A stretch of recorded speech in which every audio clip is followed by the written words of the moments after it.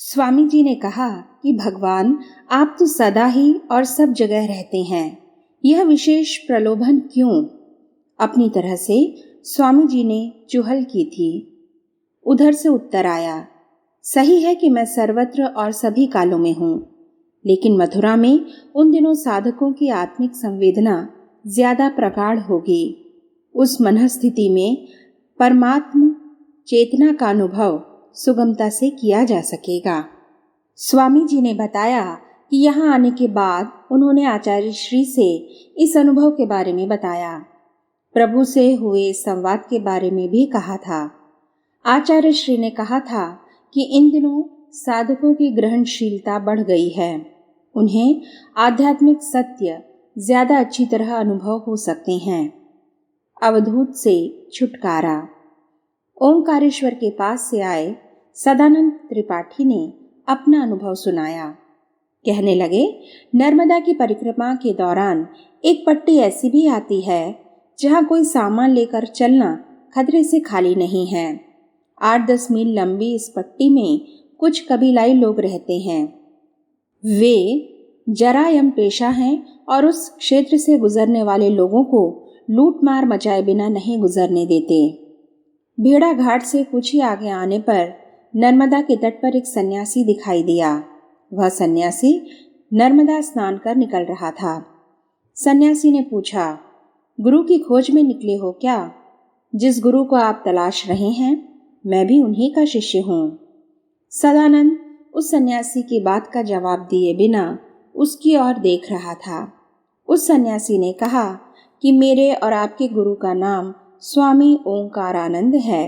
उन्होंने मुझे आपको लिवाने भिजवाया है। सदानंद ने पूछा कि आश्रम कितनी दूर है?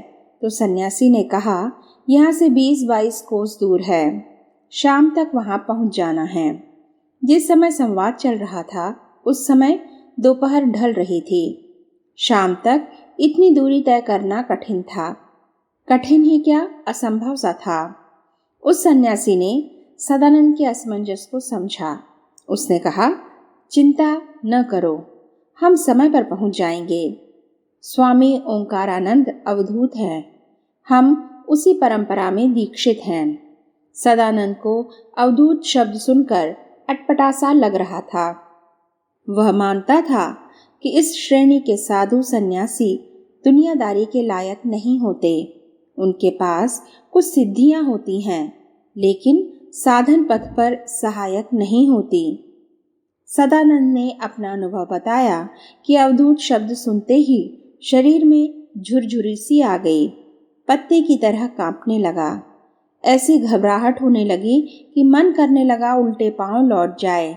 यह विचार आया ही था कि सन्यासी ने उसका हाथ पकड़ लिया। कहने लगा कि तुम वापस जाने की सोच रहे थे, मैं ऐसा नहीं होने दूंगा। तुम्हें अवधूत बाबा तक पहुंचाना मेरी जिम्मेदारी है। उस जिम्मेदारी को पूरे किए बिना मैं यहाँ से हटूंगा नहीं। यह कहकर वह सन्यासी घसीटने सा लगा।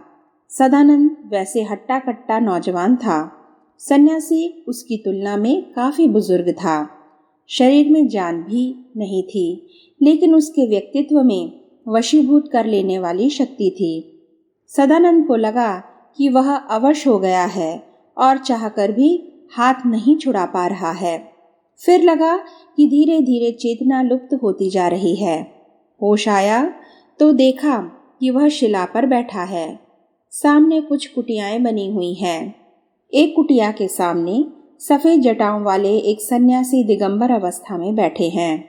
उनके सामने कुछ सन्यासी मृगछाला बिछाए बैठे हैं। सबसे बुजुर्ग दिखाई दे रहे सन्यासी ही संभवतः ओंकारानंद थे। उन्होंने सदानंद को इशारे से अपने पास बुलाया। सदानंद पास जाते हुए डर रहा था। वह मन ही मन गायत्री मंत्र का जाप करने लगा। वह जप करते हुए उस आश्रम नुमा जगह पर बैठे दिगंबर सन्यासियों को भी देखता जा रहा था। स्वामी ओंकारानंद ने सदानंद को बैठ जाने का आदेश दिया। सदानंद के बैठते ही ओंकारानंद ने कहा, मैंने तुम्हें विशेष उद्देश्य से बुलाया है। मैं यहाँ तुम्हें अघोर साधना में दीक्षित करूँगा। सदानंद ने कहा, लेकिन मैं इस साधना में दीक्षित नहीं होना चाहता, मुझे क्षमा करें। स्वामी ओंकारानंद ने कहा, तुम दीक्षित होना चाहो या नहीं, मुझे तुम्हें दीक्षित करना ही है। तुमने पिछले जन्मों में मेरी बहुत सेवा की है और उसका ऋण मुझे उतारना ही है। कहते कहते स्वामी ओंकारानंद अचानक चुप हो गए। उनकी चुप्पी में स्तब्ध होने का भाव था, जैसे अचानक कोई बात याद आ गई हो। उन्होंने चर्चा का रुख बदला और कहा, अरे, तुम्हारा चतुर्विंश लक्ष्य अनुष्ठान पूरा हो गया। तुम अब भी गायत्री मंत्र का जप कर रहे थे। यह संख्या पूरी होने के बाद मैं तुम्हारी सहमति होने पर ही दीक्षित कर पाऊंगा। ओंकारानंद यह कहने के बाद देर तक स्तब्ध से बैठे रहे। फिर उन्होंने उसी सन्यासी को बुलाया और कहा कि इसे जहां से लाए हो वहीं छोड़ाओ। यह अपने स्वरूप को जान गया है। अब हम इसे अपने मार्ग पर दीक्षित नहीं कर सकते। सन्यासी ने अपने गुरु के आदेश का पालन किया और सदानंद को नर्मदा के तट पर ले जाकर छोड़ दिया। वापसी में भी समय का बोध नहीं हुआ था। लगा कि कुछ ही पल बीते होंगे। सदानंद ने गोष्ठी में साथियों से कहा कि यहाँ आने पर आचार्य श्री को इस घटना के बारे में बताया था। साथियों ने उत्सुकता से पूछा, फिर गुरुदेव ने क्या कहा? सदानंद ने कहा कि गुरुदेव ने कुछ नहीं कहा। वे सुनकर चुप रह गए। इस घटना का रहस्य बताने के लिए कहा तो मुस्कुराकर रह गए। सदानंद के अनुभव का निचोड़ यह था कि गायत्री साधना ने उसे दिगंबर अवधूत अघोरी के चंगुल में फंसने से बचा लिया। इसलिए विवाह करो। महायज्ञ में आए कुछ व्यक्ति सिद्ध साधक स्तर के थे। उनमें एक अजीतनाथ ने गोष्ठी में अद्भुत संस्मरण सुनाया था। अजीतनाथ का मन गीता, उपनिषद, ब्रह्मसूत्र और योग, वासिष्ठ आदि वेदांत शास्त्रों के अध्ययन में खूब लगता। वे इसी में मगन रहते थे। अपने लिए जैसे तय कर चुके थे कि घर गृहस्थी के झंझट में नहीं पड़ना है। संन्यास लेकर चुपचाप आत्म विकास करते रहना है। गायत्री साधना करते हुए उन्हें किसी भी व्यक्ति के भूत, वर्तमान और भविष्य का आभास होने लगा था। भविष्य के आभास को तो किसी ने परखा नहीं था, लेकिन अतीत और वर्तमान के बारे में कई लोगों के बारे में उन्होंने सही सही जानकारी दी। सिद्धि की कसौटी पर खरा उतरने से उनका संकल्प और प्रगाढ़ हुआ। उन्होंने निश्चय सा कर लिया कि घर गृहस्थी नहीं बसाएंगे। अपने मार्गदर्शक के बताए मार्ग पर चुपचाप चलते रहेंगे। पिछले दिनों अजीतनाथ का विवाह तय हो गया। वह मना नहीं करें, इसके लिए माता पिता ने आचार्य श्री से पहले ही पूछ लिया था। पुत्र के विवाह की अनुमति मिल गई थी। जब अजीतनाथ को सूचना दी तो वे चौंके और कहने लगे कि गुरुदेव, आचार्य श्री से पूछे बिना विवाह नहीं करना है। उन्हें उम्मीद थी कि गुरुदेव उनके संकल्प का समर्थन करेंगे। माता पिता ने बताया कि गुरुदेव से वे पूछ चुके हैं, तो सहसा उन्हें विश्वास नहीं हुआ। उन्होंने कहा कि आप लोगों की बातों का मुझे भरोसा नहीं है।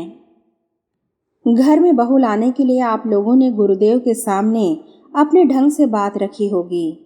चर्चा के दौरान अजीतनाथ के सामने उस कन्या की तस्वीर रखी गई। तस्वीर देखते ही अजीत चौंके। उन्होंने आंखें बंद की और कोई अज्ञात रहस्य पता लगने जैसा भाव व्यक्त किया। माँ ने पूछा कि क्या बात है, तो अजीत ने कहा, यह लड़की बहू बनकर आई तो मेरे साधना मार्ग में बहुत विघ्न करेगी। पिछले जन्म में यह एक व्याध परिवार में जन्मी थी, ऐसे परिवार में जिसे गांव में कोई रहने नहीं देता था। घर के लोगों को अजीतनाथ के दिव्य बोध की क्षमता का पता था। वे भी थोड़ा हिचकिचाए, लेकिन कन्या पक्ष को वचन दे चुके थे। कहने लगे, अब कुछ नहीं हो सकता। अजीतनाथ ने कहा वे स्वयं गुरुदेव से पूछेंगे और उनसे अपनी बात मनवाएंगे। बाद में अजीत को खुद अपनी बात पर हंसी आई कि गुरुदेव से अपनी बात मनवाने की बात कैसे कह दी। खैर, वे मथुरा गए। तब सहस्त्रकुंडीय गायत्री महायज्ञ की तैयारियां चल रही थीं। अजीतनाथ ने गुरुदेव के सामने अपनी समस्या रखी। आचार्य श्री ने शिष्य की बात ध्यान से सुनी। उन्हें पता था कि अजीत को अतीन्द्रिय बोध होता है। आचार्य श्री ने आंखें बंद की, कुछ सोचते रहे और बोले, फिर भी तुम्हें उस कन्या से विवाह कर लेना चाहिए। कोई और लड़की होती तो मैं तुम्हें ब्रह्मचारी रहने की अनुमति दे देता, लेकिन यह कन्या तुम्हें साधना में सहायता देने के लिए आ रही है। यह योगी है। अजीत अपने गुरु की बात चुपचाप सुन रहा था। मन के प्रतिकूल निर्देश मिलने से चेहरे पर अप्रिय भाव आ जा रहे थे। आचार्य श्री ने उसके भावों का उतार चढ़ाव देखा और कहा, बेटा, तुम्हारे मन में पिछले जन्म की बात घर कर गई है। वह निम्न या अछूत कुल में थी, इसलिए उसे अधम मान रहे हो। लेकिन यह भी तो सोचो कि तुम पिछले जन्म में उच्च कुल में जन्मे थे और वह निम्न कुल में। निम्न कुल में जन्म लेकर भी वह इस जन्म में एक संस्कारी परिवार में जन्मी। तुम पिछले जन्म में उच्च कुल में थे और इस जन्म में भी। वह कन्या इस जन्म में उच्च कुल में आई और तुम्हारे जैसा पति पा रही है। तो बताओ किसके संस्कार महान हैं? आचार्य श्री ने इस तरह समझाने के बाद उल्हाना दिया। कहा कि तुम तो भगवत गीता पढ़ते रहते हो, उसमें क्या यह नहीं पढ़ा कि इस जन्म में योगी से कोई त्रुटि हो जाए और वह अपने लक्ष्य को प्राप्त नहीं कर सके तो भी उसकी साधना का नाश नहीं होता। अगले जन्म में वह योगियों और श्रीमानों के परिवारों में जन्म लेता है। उलाहना देने के बाद आचार्य श्री ने निर्देश दिया कि फिर भी नहीं समझ आ रहा हो तो समर्पण भाव से मेरी बात मानो और उसी कन्या से विवाह करो। वह तुम्हारे लिए बहुत सहयोगी सिद्ध होगी। साधना के मार्ग पर तुम्हारे लिए उत्प्रेरक का काम करेगी। पुरी से आए अक्षय महापात्र वर्षों से आचार्य श्री का स्मरण करते हुए साधना कर रहे थे। अक्षय ने उन्हें पहली बार गोवर्धन मठ में देखा था। उन दिनों आचार्य श्री पुरी की यात्रा पर थे। शंकराचार्य स्वामी भारती कृष्ण तीर्थ से भेंट के समय अक्षय ने उन्हें देखा था। प्रणाम के बाद आत्मनिवेदन भी किया था। अक्षय ने उन्हें मन ही मन अपना गुरु मान लिया था। तब से अब तक कई बार स्वप्न सानिध्य और आत्मिक अनुभूतियां हुई। उनके विस्तार में न जाकर अक्षय ने बताया कि सहस्त्र कुंडीय महायज्ञ की सूचना मिलते ही यहाँ तुरंत आने के लिए मन छटपटा उठा। पिछले 40 दिन से यहाँ हैं। उस समय ज्यादा साधक यहाँ नहीं आए थे। आचार्य श्री के पास आते समय मन में शंका थी कि पता नहीं मुझे पहचानेंगे और स्वीकार करेंगे या नहीं। शंका उठते ही तिरोहित हो जाती है कि यह संदेह नहीं उठना चाहिए। गुरुदेव आचार्य श्री पहचान लेंगे और नहीं पहचाने भी तो अपना परिचय देने में संकोच नहीं किया जाना चाहिए। अक्षय ने बताया कि इसी ऊहापोह में वे मथुरा स्टेशन पर उतरे। वहां से तपोभूमि आए और तपोभूमि में प्रवेश किया ही था कि यज्ञशाला के पास गुरुदेव के दर्शन हो गए। उन्हें प्रणाम किया। गुरुदेव ने देखते ही कहा, तुम आ गए अक्षय। मैं चाह ही रहा था कि तुम यहाँ 1.5 महीने पहले आ जाओ। यहाँ तुम्हें भोजन व्यवस्था में हाथ बटाना है। जगन्नाथ के भात की तरह यहाँ भी गायत्री माता के प्रसाद की व्यवस्था करनी है। उस व्यवस्था में तुम्हें भी लगना है। सुनकर अक्षय को जैसे परम आनंद मिल गया। आचार्य श्री के मुंह से अपना नाम सुनकर ही वह मुदित मगन हो गया था। यह अनुभव सुनाते अक्षय भाव विभोर हो उठा। उसका गला भर आने लगा था। अनुनय को आदेश।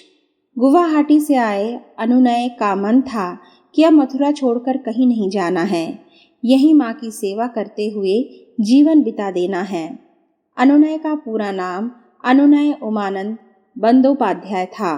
उमानंद उसके पिता का नाम था, लेकिन वह इस संबोधन में ब्रह्मपुत्र नदी के मध्य में बने एक टापू पर बने शिव मंदिर के अधिष्ठाता देव से ज्यादा तदात्म्य अनुभव करता था। उस टापू का नाम भी उमानंद है और वहां स्थापित महादेव की ख्याति भी इसी नाम से है।